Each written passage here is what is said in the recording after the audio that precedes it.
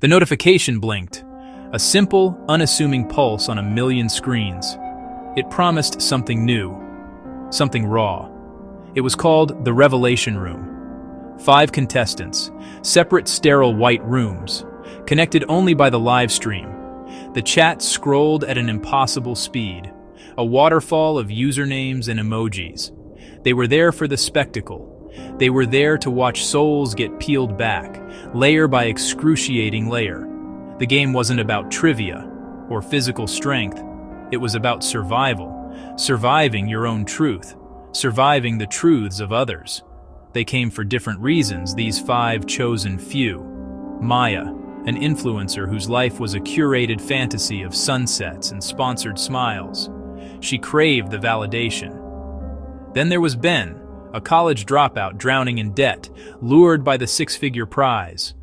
The others were just as desperate, drawn to the blinding light of the stream, oblivious to the scorching heat. The initial moments were almost playful, but a quiet dread began to seep in, slow and cold. They were spectators at an execution of the spirit. The curator's voice was the only authority. It was calm, measured, utterly devoid of emotion. The rules came with surgical precision. Rule 1, honesty was mandatory. Lie detectors, voice analysis, biometric sensors, every tool imaginable. A lie would result in a penalty, its nature left ominously unstated. The first seeds of fear took root. Rule 2 was about fear. They had submitted to deep evaluation. The curator now had a map of their deepest phobias. Arachnophobia, claustrophobia, a fear of heights, failure, being forgotten. These weren't just data points, they were weapons. Dares would be tailored, refuse, and accept a penalty. Fame and money began to look like bait. Rule 3, the audience was the judge.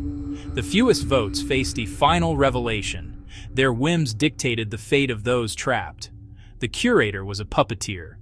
The viewers, participants in the cruelty. Every click was a cheer for the suffering to escalate. The game began slowly. The first secrets were minor, embarrassing.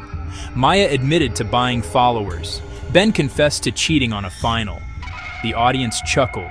The dares were tame. It was a lie. The curator was tightening the screws. David admitted he'd stolen from family to fund gambling. Laughter died, replaced by judgment. His dare was to call his mother and confess. His shame was broadcast to millions. The line between game and torture blurred. A claustrophobe watched the walls begin to move inward. Her panicked breaths were amplified. Ben rose into a digital abyss. Fear became data points for consumption. People watched, horrified, yet unable to look away. A fragile bond formed, then fractured. Each reveal brought them closer to the bottom. The white rooms became a digital coliseum. Trust evaporated, replaced by animal self-preservation. Secrets became ammunition. One was forced to trigger another's phobia. To refuse meant facing their own fear. The stream was everywhere. It came down to 2. Maya, Ben. The others were consumed by brutal revelations. The prize money doubled, with a catch. To win, leak the other's most devastating truth. Ben saw his sister, the bills, the desperation, ruin a life to save a life. Maya saw only the win, the fame, the infamy. Without a flicker of remorse, she spoke the words. The audience turned on Ben. Maya won. The screen declared her the survivor. The curator's final message appeared.